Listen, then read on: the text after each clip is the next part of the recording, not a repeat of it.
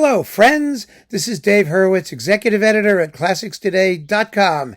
If you like great, interesting, unusual, neglected chamber music, well, you can't like it because it's neglected. But if you like great chamber music, which has hitherto been neglected, you need to get this disc.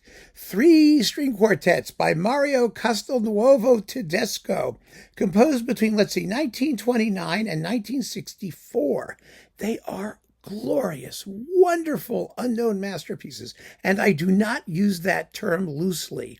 I mean, they're really, really fine pieces. Beautiful, autobiographical, passionate, atmospheric, really almost tone poems for strings.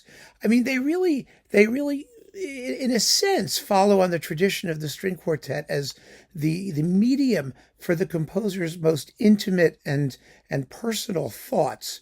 And on the other hand, they're just amazingly individual and colorful works, public works that are delightful, absolutely delightful. The first quartet has 3 movements.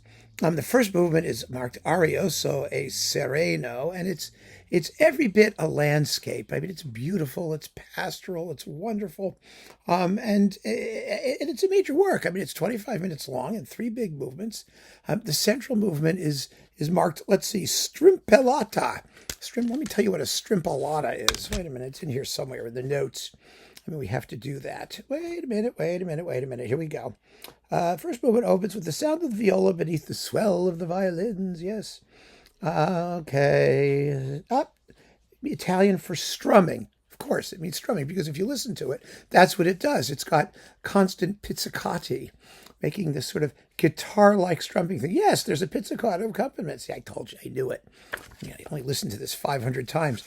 I put this on my iPhone, and I play it all the time when I'm on the train going back and forth because it's amazingly beautiful. So the sort of a serenade-like thing in the second movement, and a wonderful finale, sort of like a tarantella type thing. Or is that the second one? That's the second quartet has the tarantella-like thing, but doesn't make any difference. The second quartet is from 1948. It's a post-wartime work. It's more harmonically acerbic, but every bit is listenable. It has some troubled moments, particularly in the fabulously mysterious central slow movement with, it's sort of, almost religious. It's like got parallel fifths and things going in it. And it's marked andante mesto, sadly. It's just brilliant. Absolutely brilliant. And the last quartet is from 1964, marked Casa Adorno. And it's another quasi-landscape. It's a retrospective work in which, the composer, evokes memories of his childhood in Italy and his life and the people he cared about, all of those things. And that's what the notes say. I mean, I'm not saying that this is obvious just from listening to the music. I mean, you have to listen to the music. But it does have things like Ritorno a Villambrosa, so he's coming back to his childhood home. I mean, that's a giveaway as to what it's about. And La Bazzia and Il Tremino and Discussione e Tramonto. Oh, it's just wonderful. I mean, the music is just so colorful and direct and expressive and honest, and it has no